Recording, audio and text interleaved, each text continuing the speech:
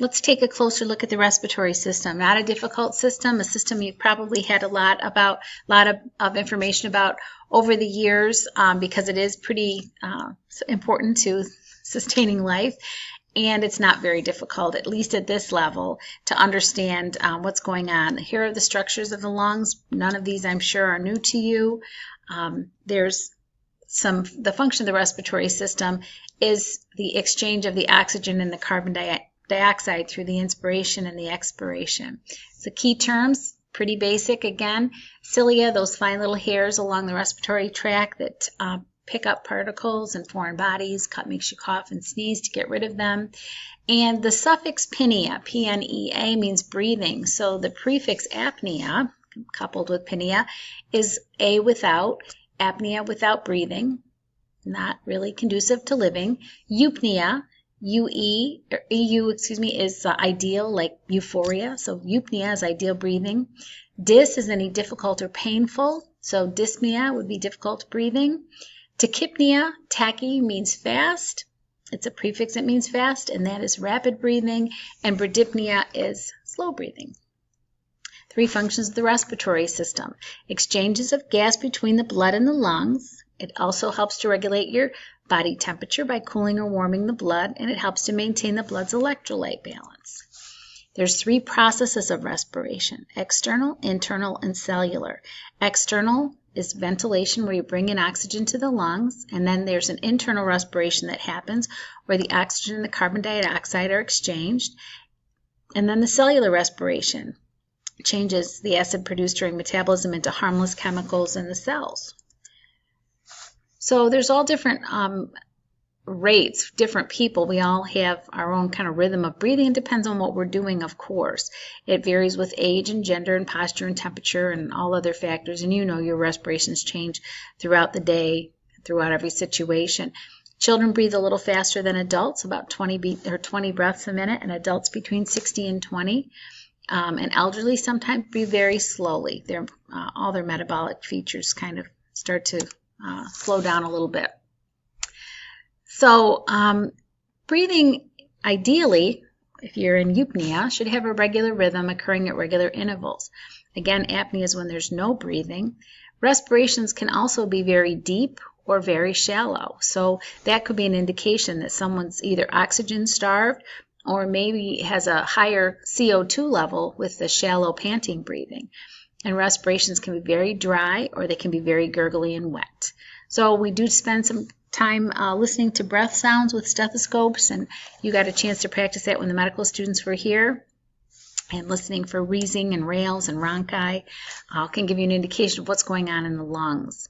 Some disorders of the respiratory system. There's a bacteria called anthrax, and we are concerned about that because it's been used as a bioterror agent. What happened after 9/11 when people and government started getting envelopes unmarked that had a white suspicious powder in them, and that can cause massive respiratory problems and devastation. Asthma, one of the most common disorders of the respiratory system, and it has been on the rise over the last 40 years because we have a lot more pollutants in the air, a lot more artificial products and chemicals that emit different gases and odors, and people react to that. So you could have an allergy, or the temperature could make your airways constrict. You could have asthma when you exercise, or asthma when you get very excited. I used to have asthma when I got excited to present to people because I loved a captive audience so much. And then there's atelectasis, which is a collapse in the lung. It could be caused by an injury, it could be caused by pneumonia, it could be caused by a puncture of the lung, or it could happen spontaneously. So it's called spontaneous atelectasis or pneumothorax.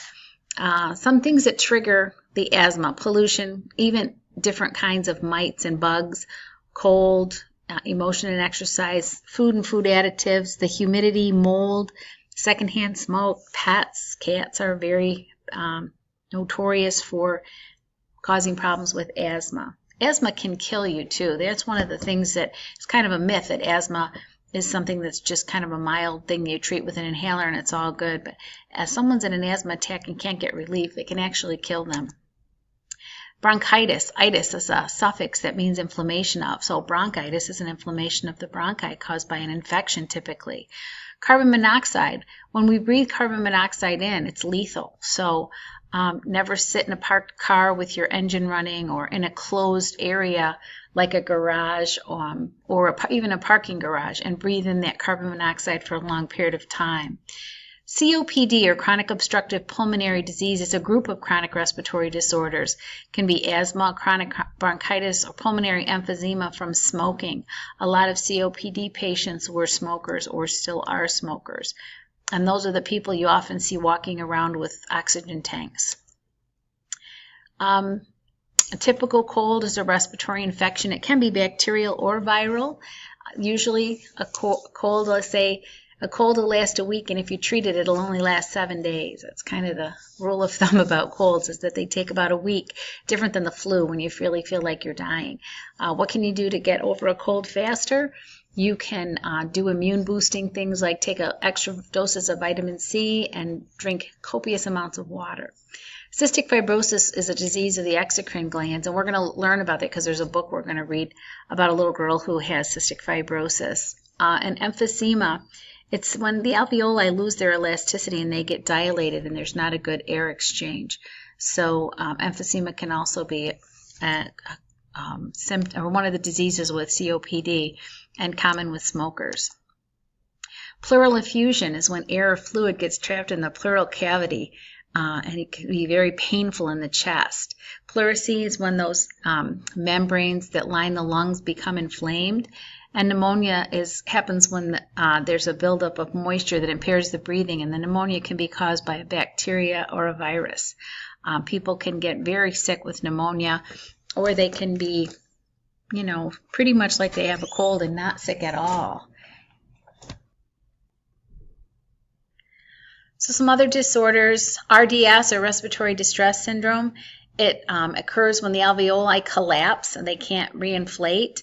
And so, of course, that would lead to respiratory distress because there'd be no oxygen and CO2 exchange. Sinusitis, again, it ends in itis, so it's an inflammation of the sinuses, and it can be any of the sinuses in the paranasal area. And then sudden infant death syndrome, which is an unexplained death of an infant, but they're finding as they've reenacted so many sudden infant death or SIDS deaths that many of them were caused by environmental factors like overbundling the baby or even overlaying, where somebody brings a baby into bed with them to comfort them and falls asleep and suffocates the baby. So what used to be considered a phenomenon, unexplained phenomenon, they actually have been able to reenact and find the causes a lot of times were environmental or human.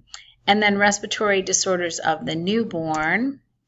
And you'll see those respiratory, I put you on pediatrics in February so that you can see those RDS and some of those other early infancy respiratory problems. Tuberculosis, we talked about that being a bacteria that you inhale. Upper respiratory infections are viruses or bacteria that settle in the nose and the pharynx and the larynx and don't go down into the lungs. And that's usually the green nose and the runny nose and the watery eyes and the coughing. It's all kind of in the upper parts of the respiratory system. Some issues, we did learn a lot about tobacco already. It is, again, the single most preventable cause of death in the United States. And there's a lot of dangers that non-smokers face too from the passive secondhand smoke or side stream smoke. And then the harmful effects of smokeless tobacco, the leukoplakia, those white plaques in the mouth that are precancerous, mouth cancer, and heart disease. And that's all. 9 minutes and we're done. Thanks so much for listening.